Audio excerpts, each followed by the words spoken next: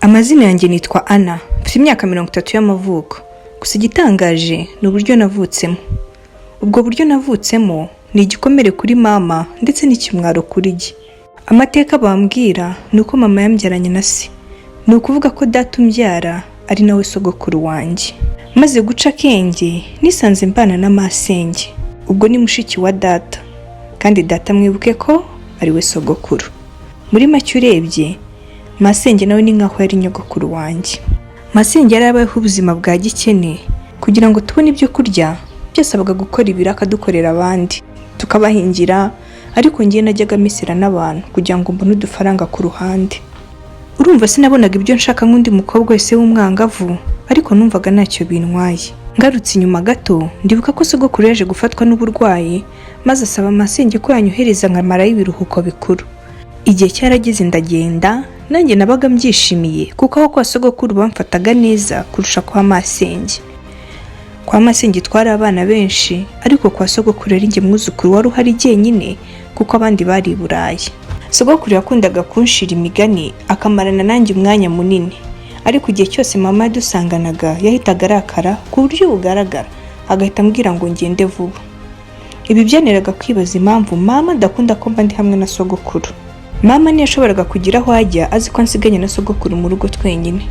Ndibuka ko rimwe yigeze kugemurira umuntu kwa muganga, ansiga mu baturanyi ndi gukina n'abandi bana, kandi sogokuru yari ari mu rugo wenyine. Maze arambwira ngo sinahe ataruje kuntwara. Ubwo ibiruko byararangiye nsubira kwa masenge kuko ariho hari hafi y'ishuri.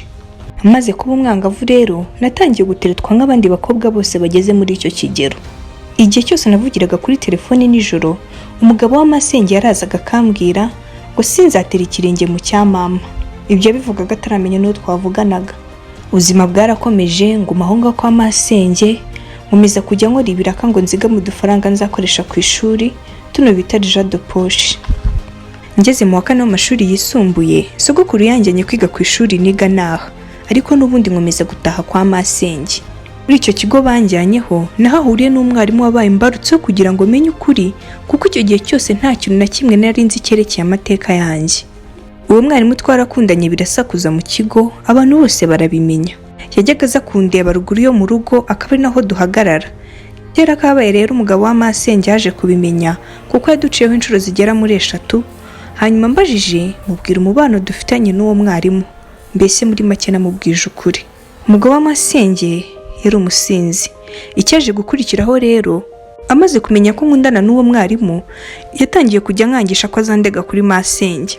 Yajyaga nsanga mu gikona akambwira ati, ibaze nyogosenge niyumva ko usigaye ufunga inguni mu nzira.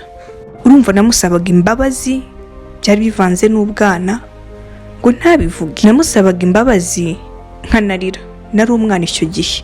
Nyuma aza kujya numa amafaranga y'inzoga kuri uwo mwarimu kugira ngo ataturega. Nk'uri bwo mbyibuka ngaseka amafaranga najyaga njya kwishyuza y'inzoga. Nyuma yaje no kumutega atashye amwaka 5,000. Aramubwira ngo ajya muha 5,000 bya buri cyumweru by'inzoga y'ibanga. Kibabaje, mu rugo twari abakene pe. Ariko umugabo wa masenge nta n'igiceri nta n'umunyu ashoboraga kuzana mu rugo, kandi 5,000 by'icyo gihe ari amafaranga menshi.